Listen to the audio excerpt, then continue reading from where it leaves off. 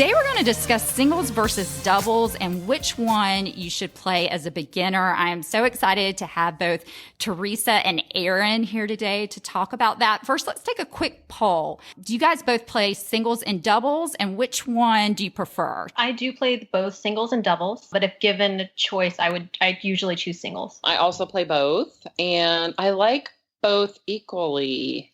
So So both. 50-50, yeah. I play both as well, but I prefer doubles. Teresa, what are the pros and cons of playing singles? So I've been playing for a couple of years, and I'll answer it from that perspective and then maybe talk about someone just completely beginning. For me, a big part of liking singles is not having to worry about a partner. It mostly in the I don't want to let anyone down sense. Yeah.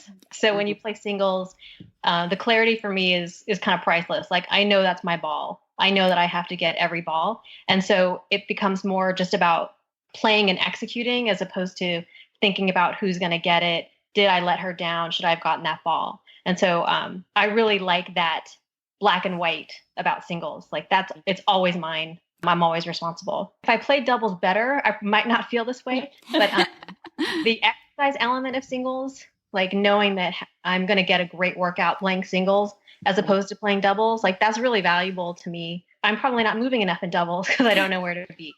So knowing that I'm going to play singles, I'm going to get a great workout. And even if I lose, I'm still going to feel good about myself because I did something really physical that day. I enjoy that.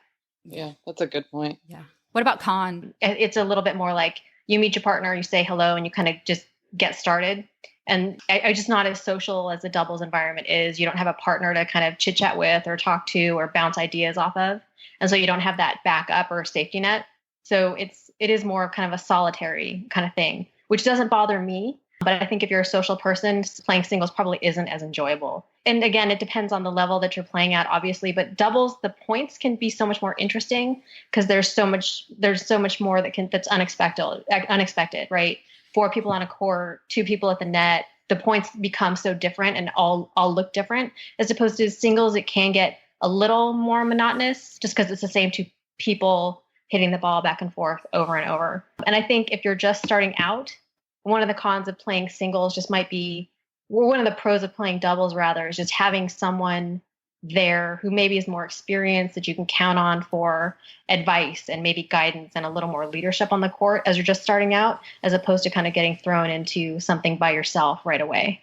If you're a beginner starting out, if you play singles, I think your chances of getting on teams you maybe want to get on are higher, or even possibly as you advance playing up, because I was asked to be on a team that was one level higher last year, but it was made very clear to me that the only reason I was going to be on that team was to play single, not doubles. So if you care about that, that may be something as well. That's a pro of just getting your foot wet with playing singles. My biggest con, and it's kind of sad, is that you have to get your own ball when you miss a serve.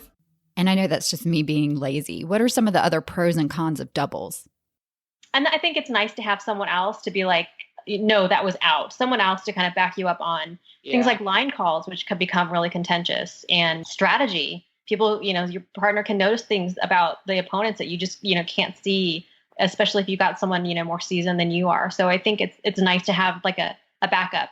Completely agree with what Teresa said. I think not only the fun part of it, the social part, which is huge in doubles, but strategy is big. You might notice something that your partner doesn't, or vice versa, whether it's right or wrong.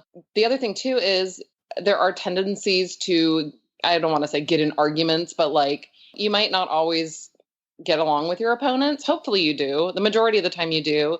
But the times that you don't, to have a partner there to kind of not play good cop, bad cop, but like, someone can kind of deflect the situation, or you can just not necessarily have to talk to your opponents other than like handing them the balls or calling the score out or, whatever it is. And so you kind of have a friend on your side of the court. In singles, if you get someone that you're not getting along with, or that's maybe just weird, or just totally has a different personality than you, whatever it is, there's no escaping that person. Like, it is you and them for however long that you're going to be out there. Doubles, you hopefully get along, all 4 people get along on the court. And that is a very high percentage of the matches that I play.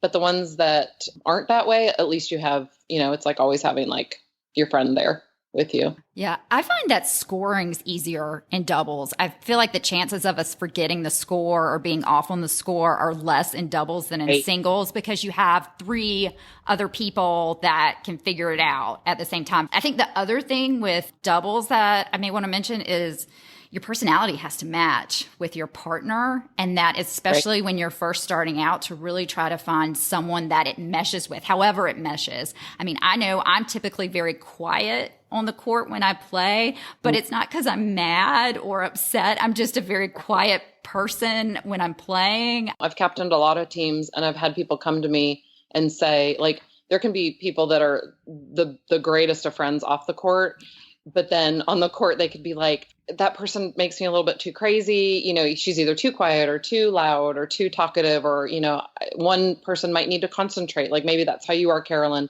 You know, you're quiet, not because you're unfriendly, but because you need to concentrate on what's going on. And there's a lot of stuff to remember in tennis, a lot.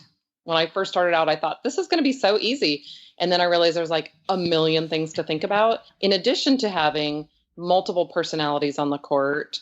Yeah, balancing that out. And, you know, just because you're really good friends with someone doesn't necessarily mean you'll play well together. It's finding that magic potion of like how your tennis styles match up and how your personalities match up.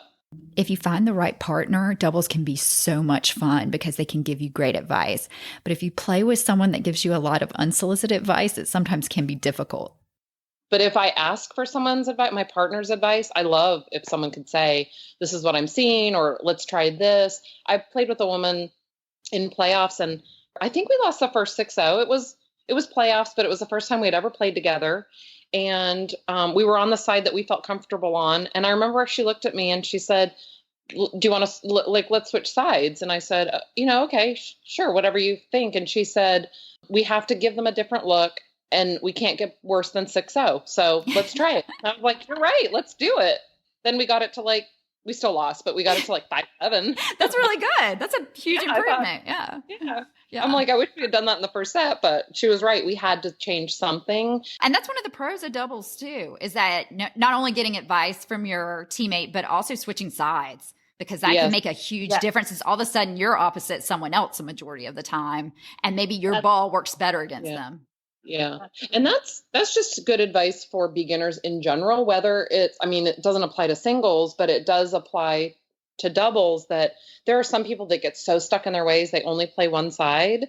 And if you can, you know, try to get comfortable with both. And maybe that's the good thing about singles is that, you know, you have to receive on both sides. You have to serve on both sides. Some people are like, I only serve on that side and I only play this position. Well, you know, then you are pigeonholed into that. Like it might be hard to partner that person with someone else or whatever it is. But, you know, there are people that get very, very stuck in their ways. And if you can be flexible early on when you start playing tennis and try to play ad and deuce, you know, even if it's just in practice to not get stuck like that, I think that's really helpful for the player and for anyone captaining that person. Okay. So for a beginner, what would you recommend they play? Is it singles? Is it doubles? Is it both? I think you brought up a really interesting point, and that is if you're just starting out and you're willing to play singles, it's a good way to get on a team. When I was just starting out, I was so nervous to play doubles. There's no way I could have even considered singles. So I liked when I started kind of getting your feet wet and getting a little bit of confidence playing doubles and having someone else there.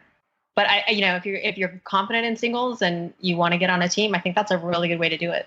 If you're going to do one primarily, I would still either take a clinic on the other, or if you're primarily playing doubles, but you know you want to play like on a summer singles team, take lessons or take clinics to still keep up the strategy and know where you're hitting. I mean, other than the fact that you don't have the alleys in singles, you know, there's a lot of different strategy between doubles and singles. And I try to keep doing lessons and clinics on both. I didn't think when I first started out that it was a very different game, but it is a very different game. I can't thank Teresa and Erin enough for doing this. They are both so much fun to be around.